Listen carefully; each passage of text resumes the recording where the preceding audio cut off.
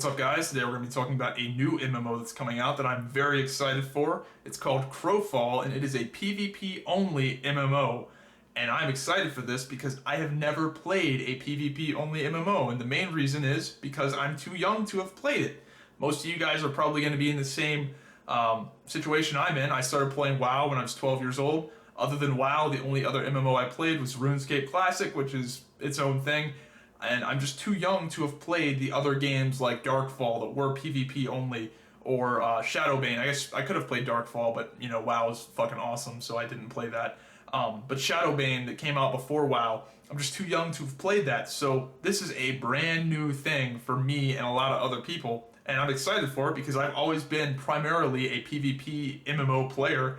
I've done PvE, I've rated at the top level, but I've never really identified myself as a PvE only player. My claim to fame has always been PvP, so to play a PvP only MMO really excites me, and what the developers have said so far and what they've shown so far has really resonated with me, and it's resonated with a lot of other people, and I kind of want to talk about why I'm so excited for it. So Crowfall is kind of an interesting, it's an interesting story. So they started the Kickstarter back in, I think, February, and the game was kind of laying low for a while. It obviously had pretty rabid fans. The people that were into the game were really into the game. The forums are super active. But just recently, it was voted the most hyped game on MMORPG.com. So for whatever reason, all of a sudden, there's been this huge influx of new people that have just started taking interest in the game. For whatever reason, it's kind of random that it happened. But anyway, so I want to talk about why I'm excited. So the main reason I hit on, it's something brand new that's I've never played before. So even if this isn't that great of a PvP MMO, comparing it to stuff in the past, which I think it will be much better just because video games have come so far from Shadowbane. Like Shadowbane came out, 15 years ago. Just video games in general have just gotten much better, and people are just better at making them. So I think it's going to be good, but even if it's not that great, it'll probably be that great for me because it's my first PvP only MMO. So it's going to be like that original, a lot of people refer to this with WoW where like, oh, it's their first MMO and it's amazing. And there is some truth to that. But it's just exciting because there hasn't been a game like this in so fucking long. It's so long that I've literally never played one. That's crazy. So let's get started. The first thing I like is the combat system. It looks awesome. There's a combo system. It's like a fighting game where you have like a 1, 2, 3, 4 combo, and to get to that fourth thing in the combo, you have to do the previous things, and you can chain your abilities together. And the movement has weight, so there is some animation locking, but that's kind of part of the strategy a little bit. And it has a really different feel to it, and I really like the weight of the characters and the combo system. It's just something very different. And it's cool, man, that what they've shown so far with the Confessor and the Knight just looks awesome. The game is reticle based. If you go back and look at some of the earlier Kickstarter stuff, it looked very similar to WildStar with how you just kind of picked a direction and had a telegraph and your stuff shot that way. From my understanding, the game is now like full 3D. You aim left, right, and up and down. So there might be some arcing of attacks, or you might have to aim your stuff vertically as well as horizontally. So that is different. So if you go look at some old videos, particularly the old Kickstarter footage, that stuff I don't think is really relevant anymore. But those videos are still good if you want to know about the general idea of the game. Now onto the big selling point of the game, and that's the campaigns. And this is just really smart game design in my opinion. I just think it's so smart on so many different ways. So instead of having one world or like a bunch of servers that are all persistent and never go away, Crowfall is structured around a campaign system. So basically, there's a universe and a whole bunch of different planets, and these planets exist for 3 to 6 months, and then they fucking basically blow up. And the rule sets on these different planets are different. So if you want to play like a really hardcore game mode where if you die you lose everything, all your armor, all your inventory, everything, you can play like a super hardcore rule set, or you can play something a little bit more softcore that doesn't have like friendly fire and stuff like that. And basically, all of these worlds are procedurally generated. So all of the terrain, all of that stuff it's like Minecraft, where everything is brand new, and the size of the world is apparently similar to, the dev said this a long time ago, so I have no idea how accurate it is now, but it's It's apparently the size of Kalimdor in World of Warcraft. So these campaign worlds are huge. They're procedurally generated. So every 3 to 6 months, as soon as you figure out about where everything is, it's fucking gone, and it's a whole brand new adventure, the next campaign world, because you got to find out where everything is again. And I just think that the idea of having that limited to where, like, oh, if you're getting your ass beat, you're not going to get your ass beat for years and years and years. You might just get your ass beat for like a month, and then that huge giant lead and massive castle or massive whatever that the enemy team built up, it just gets destroyed, it gets wiped, and the game starts over, essentially. But the characters stay. So the worlds are temporary, but your character goes from world to world to world.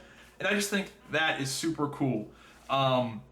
It's smart. It's smart on so many different levels. The main thing I'm excited for is a brand new world. Every, 2-3 months, you have a brand new giant fucking world that's procedurally generated to figure out, where are the mountains, where are the fucking caves that people dig, and the caves that are procedurally generated. I just think it's very smart, and rather than them spending all this money developing all these PvE worlds and PvE zones, which is the major spending cost of MMOs, it's making quest content, it's making zones, it's making raids, it's making dungeons, all that PvE content is what costs all the money in MMO development. They're not having any of that. There's no like $300 million SWTOR voice acting bullshit. There's none of that. It's like everything is focused on PvP. That's just cool. I'm excited for that.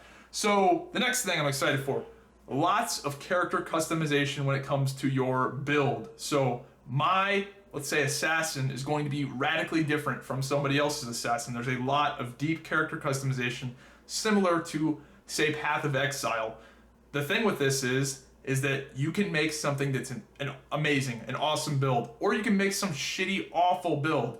So you've got the room there to experiment and mess up. You have a lot of room to mess up. That's the downside with this system. But I like that there's character customization. I like that somebody's character really could be radically different from mine, because you've got also these promotion classes that really change your role.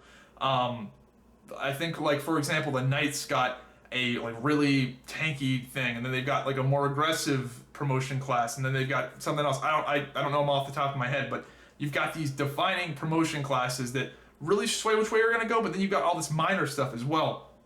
So I just really like that the builds are gonna be different. So next up, about being different, the classes are not homogenized at all. From what I've seen so far, you have a lot of very different things. So, for example, one of the archetypes I like, the Duelist. He's a little guinea pig motherfucker. He can dig into the ground.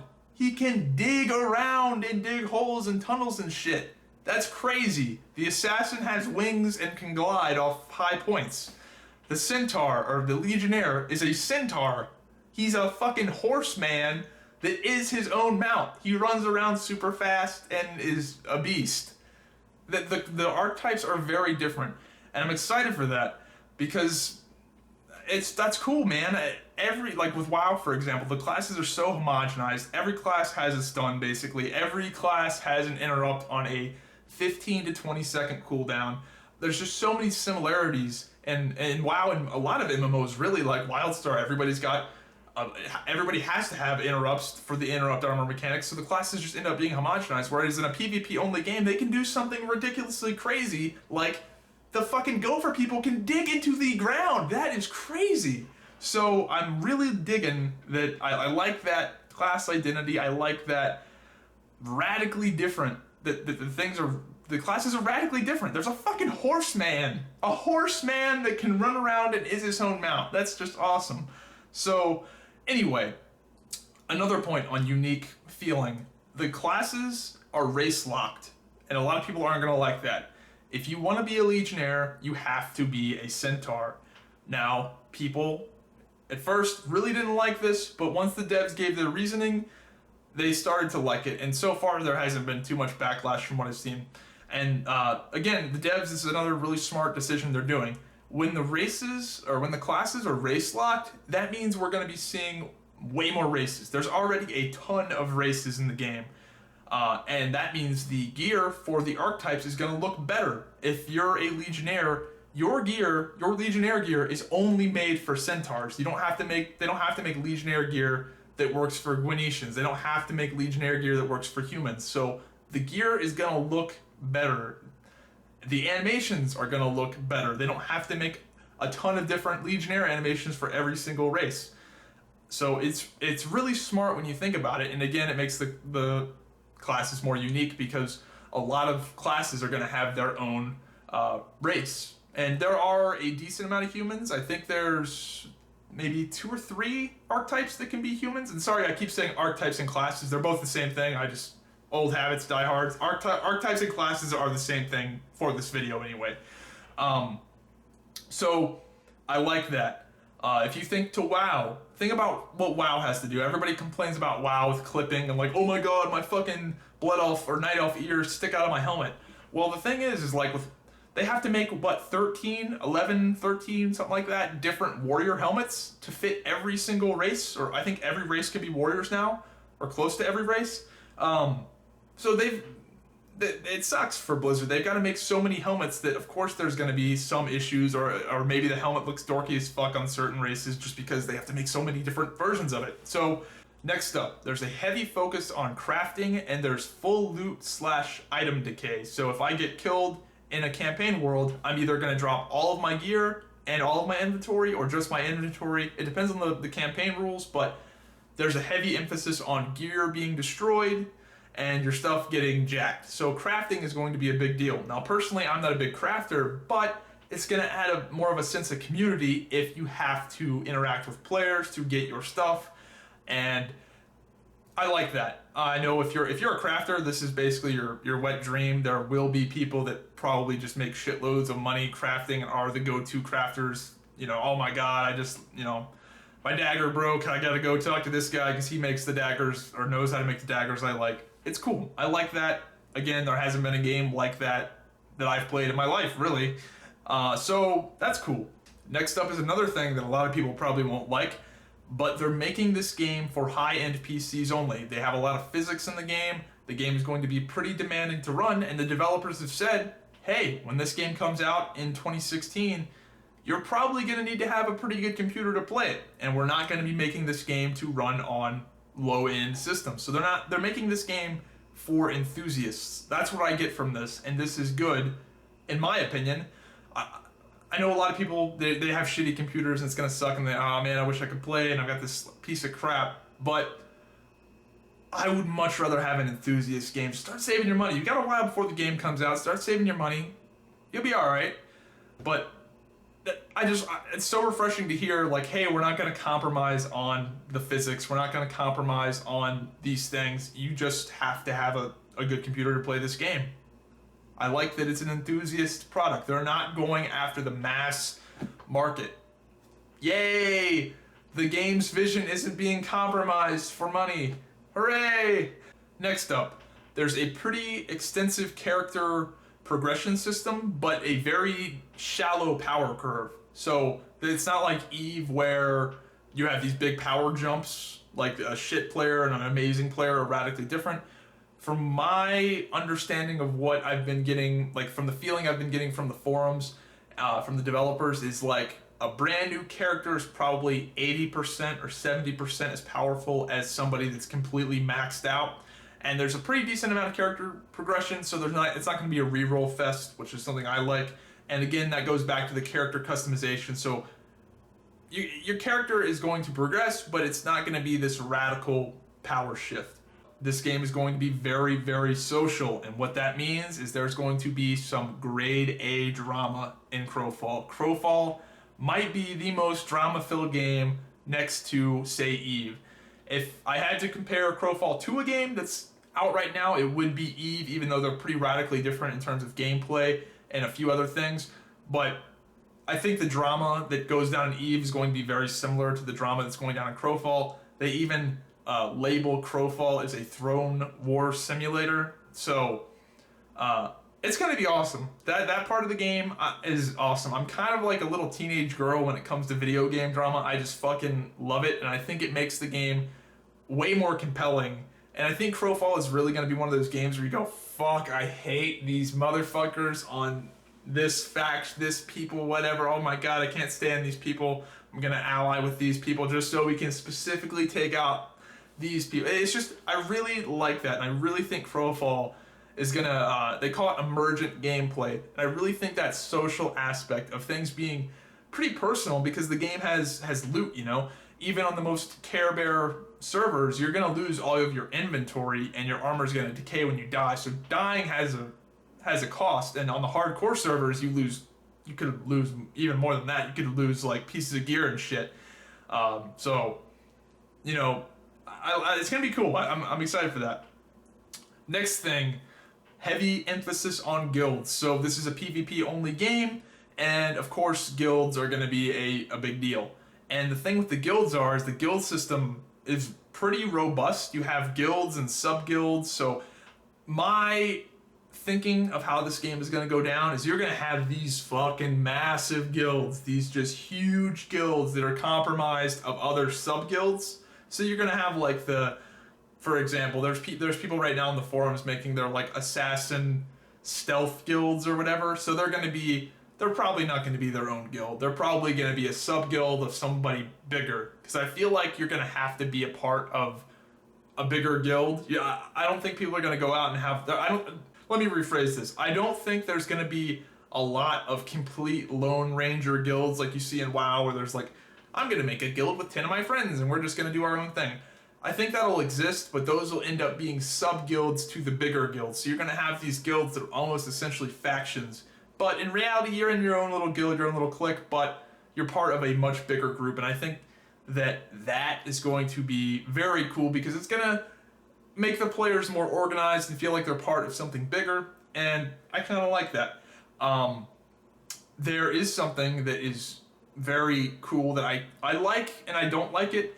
They are limiting your account to one guild. So when you join a guild, that is the guild your account is tied to. If you go and make a new character, you are in that primary guild. I don't know how it works with the sub guilds or whatever, but basically your guild is a big deal and is a big decision, and I like that that's a thing.